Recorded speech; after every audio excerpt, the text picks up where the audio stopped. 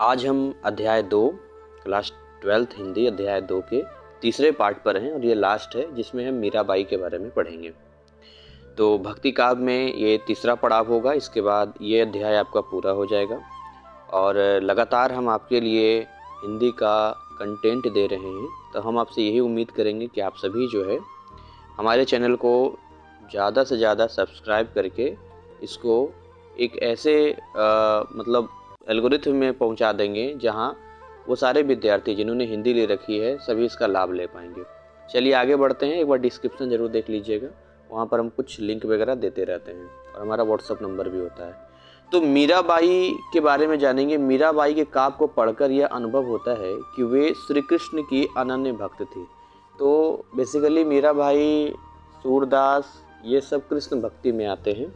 कृष्ण भगवान कृष्ण के जो लीलाएं हैं, जो भगवान कृष्ण के प्रति स्नेह है, भक्ति है, वो चीज़ें इनके काव्यों में दिखाई देता है। वे कृष्ण भक्ति के विभिन्न संप्रदायों में से किसी एक में भी विधिवत दीक्षित नहीं थी। कृष्ण भक्ति में क्या है ना, अलग अलग संप्रदाय होते हैं। तो जैसे गुरु की दीक्षा ली जाती है, तो उनमें से ये नहीं थी। एक नॉर्मल जो प्रेम जो होता है भगवान के प्रति, भक्ति होती है, स्नेह होता है, वो इनके पास था। सो उनकी भक्ति माधुर्य भाव की भक्ति कही जाती है। बड़ा माधुर्य, मधुरता है ना। तो माधुर्य भाव की भक्ति के अंतर्गत भक्त और भगवान में प्रेम का संबंध होता है। मीराबाई श्री कृष्ण के प्रेम में डूबी हुई थी। कृष्ण को प्रायः गिरधर, जैसे भगवान कृष्ण को गिरधर बोलते हैं, सांवरा है ना, प्रीतम के नाम से पुकारती हैं। मीरा के समूचे काव्य में इस प्रेम की अभिव्यक्ति अनेक प्रकार से हुई है। तो ये आपके जो नाम मैंने अभी ऊपर मेंशन हुए हैं, गिरधर, सांवरा, प्रीतम, इस तरह के नाम आपको मिलेंगे। तो प्रेम में मिलन और विरह, एक तो मिलन और विरह, मिलना और अलग होना, दोनों ही पक्षों की सुंदर अभिव्यक्ति उनके काव्य में मिलती है। यह अभिव्यक्ति अत्यंत सीधे साधे और सरल रूप में हुई है, ठीक है, जिससे प्रेम, विश्वास और समर्पण की भावना विद्यमान है। ठीक है। अब ये जो है कुछ आपके क्रियाकलाप हो गए। जैसे आपने मीरा का कोई ना कोई पद अवश्य ही पढ़ा होगा अथवा सुना होगा। तो अपने पदों में मीरा ने कृष्ण के अनेक नामों का प्रयोग किया है। तो वो नाम है गिरधर, गोविंद, सांवरा, निश्याम, हरि, कृष्ण। इनके अतिरिक्त भी आपने कृष्ण के नाम पढ़े या सुने होंगे, उन्हें लिखिए। ठीक है। ये कुछ एक्टिविटी है जिससे आप प्रेम करते हैं, तो उसके संग अधिक से अधिक रहना चाहते हैं, उसकी पसंद नापसंद का विशेष ध्यान रखते हैं। तो ऐसी और अनेक बातें हो सकती है, उन्हें यहाँ लिखिए। तो आप इसको लिख सकते हैं। अब आइए हम मीराबाई की पदावली से उद्धृत उनके एक पद का आनंद लेते हैं। अब ये देखिए पद है, तो यहाँ पर इसकी मीनिंग भी लिखी गई है। इस मीनिंग को इधर रखते हैं जिससे कि हमारी चीज़ें ठीक। हाँ, देखिए यहाँ पर कुछ सबसे पहले शब्द आएंगे, जैसे मायरी। मायरी का मतलब ब्रज तथा राजस्थानी का एक सामान्य संबोधन है। जैसे हे सखी, मतलब बोलते हैं ना, अरे यार, ये बोलते हैं अरे दोस्त, तो ऐसे ही बोलते हैं मायरी। तो मायरी राजस्थान में बोलते हैं, या राजस्थान के होंगे तो आपको पता होगा, या ब्रज के जो होंगे हमारा वीडियो देख रहे होंगे उन्हें पता होगा। एक शब्द है, पता नहीं अभी यूज होता है कि नहीं, पता नहीं। तो यहाँ लिखा है महाम का मतलब मैंने, और यहाँ देखिए थे का मतलब तुम होता है, जबकि यहाँ थे का मतलब कुछ और होता है यहाँ पे। तो लिखा है मायरी महाम लिया गोविंदा मोल। अब प्रसंग को सबसे पहले समझिए कि ये जो प्रस्तुत पद यहाँ पर दिया गया है पूरा, मीरा ने कृष्ण के साथ अपने प्रेम संबंध की घोषणा अत्यंत साहस और दृढ़ता से की है। मीरा ने भगवान कृष्ण को जैसे कह सकते हैं, देखिए शादी विवाह जब होता है तो एक पति पत्नी होते हैं, तो वहाँ पर वैवाहिक जीवन जब होते हैं, भौतिक सुख भी वहाँ पर होता है। भौतिक सुख बोले तो फिजिकली, है ना, शारीरिक। लेकिन जब आप भगवान की भक्ति में होते हैं तो वहाँ पर आपका भौतिक नहीं, आपकी जो आत्मा होती है, आपका जो मन होता है, वहाँ से कनेक्शन होता है। अब भगवान कोई इंसान तो है नहीं कि आपके साथ रहेंगे या इंसानों की तरह आपके साथ रहेंगे, खाएंगे, पिएंगे, सोएंगे, सब तो होगा नहीं। लेकिन भगवान का जो प्रतिरूप है, भगवान की जो प्रतिरूप है, उनकी मूर्ति है या उनका स्वरूप है, उनका ध्यान कर कर जो मन में हमें भगवान के प्रति भक्ति होती है उससे आनंद मिलता है।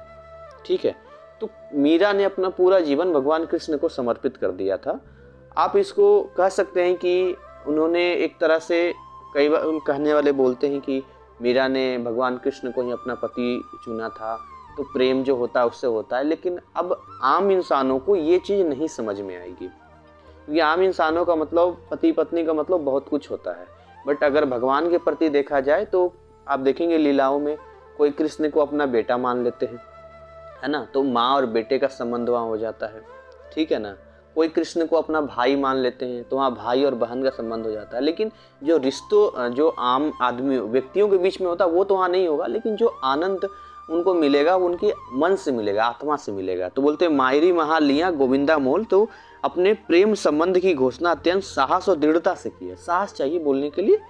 संभवतः राजवंश और लोक जीवन से मिलने वाली लांछना इस पद की भूमिका में है। तो मीराबाई जो है राजवंश से बिलोंग करती हैं, और कहीं न कहीं आप देखेंगे तो ये एक बहुत बड़ी बात होती है कि या तो लोग उन्हें पागल कहेंगे या तो बोलेंगे पता नहीं क्या हो गया है, तो लांछन भी लग जाता है। तो यद्यपि यहाँ उसका बहुत ही स्पष्ट उल्लेख नहीं है इस चीज़ में, लेकिन ऐसा उल्लेख मिलता है कहीं कहीं। बोलने वाले लांछन आज भी कई बार लगा देते हैं या बोल देते हैं, लेकिन आम आदमी को ये चीज़ समझ में ही नहीं आएगी। एक सिंपल सी बात है कि भाई मान के चलिए किसी ने अगर कोई डिश खाई ही नहीं है तो उसके बारे में उसे कैसे पता चलेगा वो क्या होता है। या मान के चलिए अगर लेट भी सपोज किसी ने प्लेन में बैठा ही नहीं है तो उसे कैसे पता चलेगा कि प्लेन की यात्रा करने में कैसा महसूस होता है। वो वही व्यक्ति समझ सकता है जो कहीं न कहीं इस चीज़ से संबंधित है, या उसके अंदर कभी जीवन में उनने अपने आनंद, अपना आत्मा भगवान को समर्पित किया हो। तो इस पद में साहसपूर्ण स्वीकृति के साथ साथ कृष्ण से पूर्व जन्म के संबंध का भी संकेत मिलता है। ठीक है, तो अब आइए जानते हैं। देखिए इसमें जो पहला लाइनों कहती है, मीरा कहती हैं हे सखी, यानी जो आई था ना मायरी, यहाँ मायरी आए, हे सखी महा, मतलब मैंने श्री कृष्ण को मोल ले लिया है। लिया गोविंदा मोल, तो बोलते हैं सखी मैंने श्री कृष्ण को मोल ले लिया है, मतलब मैंने कृष्ण के साथ अपने संबंध का मूल्य भी चुकता किया है ना। अब नीचे देखिए, थे कहियाम छाणे महाम काम चोड्डे लियाम बजंता ढोल। अब इसका मीनिंग समझते हैं। महाम का मतलब ऊपर तो हो गया, नीचे थे का मतलब तुम, कहियाम मतलब कहती हो, मतलब तुम कहती हो, है ना। छाणे छिप कर, तुम कहती हो छिप कर, महाम का मैं कहती हूँ, चोड्डे चौड़े में अर्थात खुलेआम। तो इसका मतलब क्या है कि तुम कहती हो कि मैं उनसे यह संबंध छिपा कर रखती हूँ, और मैं कहती हूँ कि मैंने खुले में ढोल बजाकर श्री कृष्ण को मोल लिया, अर्थात उन्हें खुलेआम अपना लिया है। ठीक है ना, इसमें कोई छुपाने वाली बात नहीं। इसका मतलब क्या है, ये इस लाइन का मतलब देखिए, इसका मतलब ये है, इसका आशय है कि वो कहती है कि मुझे कृष्ण के प्रति अपने प्रेम को गुप्त रखने की आवश्यकता नहीं है। ठीक है ना, मुझे उनसे प्रेम है और मैं सार्वजनिक यानी खुलेआम तौर पे इस प्रेम की घोषणा करती हूँ। ठीक, अच्छा, अब आगे है, थे कहियाम मोदो महियाम कहियाम सस्तो लियारी तराजम तोल। अब देखिए यहाँ पर जो है कुछ और बढ़ाएंगे। थे मतलब तुम था, कहिया मतलब ऊपर आया था ना कहती हो, तो इसमें जो आता है, ठीक है ना, इसमें जो चीज़ें आती है मैं आगे आपको बताता हूँ यहाँ पे कि अगर इसका मीनिंग पूरा डालेंगे तो ये हो जाएगा कि हे सखी तुम कहती हो कि यह सौदा महंगा है। कई लोग कहेंगे तो बड़ा महंगा सौदा है, पूरा जीवन तुमने खराब कर लिया, पर मेरा मानना है कि बहुत सस्ता है। सस्तो मतलब ये बहुत ही सस्ता है, क्योंकि मैंने यह सौदा तराजू पर तौल कर किया है, अर्थात मैंने पूर्ण रूप से सोच विचार कर जांच परख कर ही ऐसा किया है, और इसका जो मूल्य है मैंने चुकाया है। कैसे चुकाया है? लोगों ने लांछना लगाई, लोगों ने अपवाद भी किया, कुल संबंधियों से भी बहुत सारी चीजें मिली। आगे बात करते हैं यहाँ पर इसका मीनिंग यहीं पर दिखना चाहिए थोड़ा सा, हाँ इस तरीके से। ठीक, तो तण बारा महाम जीवन बारा वाराम अमोलक मोल। देखिए यहाँ पर सस्ता महंगा हो गया है ना। अब यहाँ पर आगे है तराजू तोल हो गया। अब तण का मतलब होता है तन, वाराम का मतलब बारती हूँ, निछावर करती हूँ, जीव का मतलब जीवन, अमोलक का मतलब अमूल्य, और मोल का मतलब कीमत। तो वही तो उन्होंने कहा है कि इसकी मैंने कीमत चुकाई है ना, पूरा जीवन देख कर कीमत चुकाई है कि नहीं? पूरा मतलब इतने सारी चीजें सुन रहे हैं, लोग बोल रहे हैं, तो कीमत तो चुकाई है। मीराम कुम प्रभु दर्शन दीजिया, पूरब जन्म को कोल। तो वो कहती तुम्हारी दृष्टि में अधिक हो सकता है, पर मेरी दृष्टि में कृष्ण को पाने के लाभ की तुलना में अवश्य बहुत कम है। मैंने तो उन पर अपना तन मन और जीवन सभी निछावर कर दिया है, जो ऊपर था सब निछावर कर दिया है। अर्थात मैं अपने इस मूल्य सौदे यानी कृष्ण से प्रेम संबंध पर स्वयं निछावर हूँ। दूसरा अर्थ यह भी है कि मैंने अपना सब कुछ जो अमूल्य था कीमत के रूप में कृष्ण पर ही निछावर कर दिया है। अब देखिए यहाँ चर्चा हुआ पूर्व जन्म की, तो पूर्व जन्म के बारे में कहती है। इसके बाद मीरा जो बताती है कि पूर्व जन्म में दिए गए वचन का स्मरण कराते हुए कृष्ण से दर्शन देने की प्रार्थना करती है कि हे प्रभु, आपने हमसे वचन दिए थे कि हम तुम्हें दर्शन देंगे, तो हमें दर्शन दीजिए। ठीक है, तो वही सारी चीज़ें यहाँ पर है। अब इस तरह से ये पूरा हो गया आपका। बाकी इसमें बहुत सारी चीज़ें आपको मिलेगी। कृष्ण के लिखते हैं यहाँ एक टिप्पणी दिया है, वो बताता हूँ, और कुछ पाठगत प्रश्न देख लेते हैं जरा हम। फिर भाग सुंदर जो भी आप देख लीजिएगा, चैप्टर यहीं तक है, कुछ ज़्यादा ऐसा है नहीं। फिर भी कुछ अलंकार वगैरह आते रहते हैं, तो वो थोड़ा बताना जरूरी है, जो हम आपको बता देते हैं। ठीक है, छोटे छोटे पद हैं, इसमें बेवजह ज़्यादा समय हम आपका नहीं लेंगे। ठीक है, तो देख लीजिए जरा टिप्पणी में क्या लिखा है। टिप्पणी में लिखा है कि जो पहला पद था, आइए इस पद की पहली पंक्ति मायरी महाम लिया गोविंदा मोल पे विचार करें। इसका एक अर्थ यह भी लगाया जाता है कि हे सखी, मैंने श्री कृष्ण को मोल लिया है और उन सब पे मेरा पूर्ण अधिकार है, किंतु यह अर्थ ग्रहण करने पर आगे की पंक्तियों से भाव का सामंजस्य नहीं बैठता है। हालांकि प्रेम में पूर्ण अधिकार के भाव के व्यक्ति भी साहित्य में मिलती है। जब किसी से हम प्रेम करते हैं तो हमारा पूरा अधिकार होता है कि हम उस पर पूरा अधिकार से बोलते हैं। भाई, जब दो दोस्त होते हैं, दूसरे से इतना लगाव प्रेम होता है, तभी तो एक दूसरे को इतने अधिकार से बोलते हैं, या कोई भी चीज़ ऐसे हम बोल देते हैं। किसी गैर से तो नहीं बोल सकते हैं। ठीक है, उदाहरण के लिए कबीर का दोहा लेते हैं, नैनाम अंतरी आव तो जीव हो नैन जपेऊ, ना हो देखो और को ना तुझे देखन देऊं। अब ये ब्रज भाषा में, ठीक है, मैं के लिए हाउ का प्रयोग होता है। हाउ रहेगा मतलब मैं होता है, और देखो का मतलब देखूंगा, देऊं का मतलब दूंगा। मतलब मीरा के इस पद में यह भाव नहीं है। मीरा के अन्य पदों में भी प्राय यह भाव नहीं मिलता है। आपने देखा, वो अपना अधिकार दिखाती है। जैसे बाकी जगह क्या है कि मैं देखूंगा, मैं करूंगा, रिक्वेस्ट है, लेकिन मीरा पूरे अधिकार से बोल रही है। ये दोनों में फर्क समझाने की कोशिश कर रहे हैं ये। इसके अलावा लिखा, आपने ध्यान दिया होगा कि प्रस्तुत पद की अंतिम पंक्ति में दर्शन की अभिलाषा है। मतलब मीरा बोलती कि पूर्व जन्म में जो आपने हमसे वचन दिए थे, उसको आप कि हम आपको दर्शन देंगे, तो उसकी अभिलाषा, इच्छा है। तो भक्ति और प्रेम में अभिलाषा निरंतर बनी रहती है। समूचे भक्ति साहित्य में ऐसी बहुत सी युक्तियाँ मिलती हैं। इस पंक्ति में मीरा ने कृष्ण को पूर्व जन्म में दिए वचन का स्मरण कराया है। पूर्व जन्म के साथ जिक्र मीरा के अनेक पदों में मिलता है। यहाँ मीरा ने इस जन्म में दर्शन देने के श्री कृष्ण के वचन की याद दिलाई है। ठीक है ना। अगर आप इस पद की पहली 3 पंक्तियों को ध्यान से पढ़ेंगे तो आपके समक्ष स्पष्ट हो जाएगा कि लोग प्रचलित मुहावरों का अत्यंत सुंदर प्रयोग किया जाता है। मुहावरे मोल लेना, बोलते तुम मुझसे ना फालतू में पंगा मोल ले लिया है, तो मोल लेना, ढोल बजा कर लेना। उन्होंने बहुत ढोल बजा दिया, घर का खरीद लिया, गाड़ी का खरीद लिया, ढोल बजा दिया। तराजू में तौल कर लेना, बड़ा मोल भाव करते हो तुम, तराजू में तौल कर, तो मुहावरे आ जाते हैं। यहाँ से देखिए कुछ पाठगत प्रश्न है। जैसे प्रस्तुत पद किसे संबोधित है? राना को, माँ को, स्वयं को, सखी को। देखिए सर्वाधिक उपयुक्त विकल्प चुनना, इन चारों में से कौन आपका सही है? राना, माँ, स्वयं और सखी। तो सखी वाला वर्ड आ रहा है यहाँ पर। ठीक है ना। प्रस्तुत पद किसे मोल लेने की बात कही गई है? कृष्ण को, जीवन को, दर्शन को, पूर्व जन्म को। तो कृष्ण को। मीरा श्री कृष्ण पर अपना तन और जीवन न्यौछावर करती है क्योंकि वे सखी को चिढ़ाना चाहती है? नहीं जी, ऐसा जवाब तो हो ही नहीं सकता है।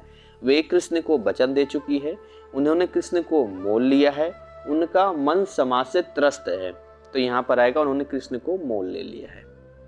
ठीक है ना। कृष्ण को वचन नहीं दिया है, कृष्ण ने उनको वचन दिया था। ध्यान दीजिएगा। मीरा श्री कृष्ण से दर्शन देने के लिए कहती है क्योंकि अब जैसे कृष्ण चाहते हैं वैसे ही रहती हैं। अब वे कृष्ण को मोल ले चुकी है, वे मंदिर में उनके दर्शन नहीं कर पाती। कृष्ण ने पिछले जन्म में उन्हें दर्शन देने का वचन दिया था। तो ये वाला हो जाएगा, कृष्ण ने पिछले जन्म में उन्हें दर्शन देने का वचन दिया था। ठीक है ना। आगे हम लोग बात करते हैं।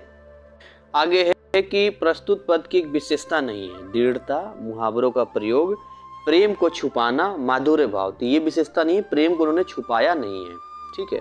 अब यहाँ से देखिए भाव संदर्भ है। भाव संदर्भ में जो है आपको जो है पढ़ना होता है, इसके बारे में ग्रामर उसमें पूछता है, शिल्प सौंदर्य पूछता है, इसको पढ़ना पड़ेगा आपको। कौन सा अलंकार है, कौन सी खड़ी बोली है, राजस्थानी, ब्रज भाषा। और उसके बाद देखिए ये जो सवाल होता है ना, ये सवाल ऊपर वाले से है, तो उसको पढ़िएगा, उसको पढ़िएगा तो ये समझ में आ जाएगा आपको कि इसमें क्या क्या चीज़ें यहाँ पर है।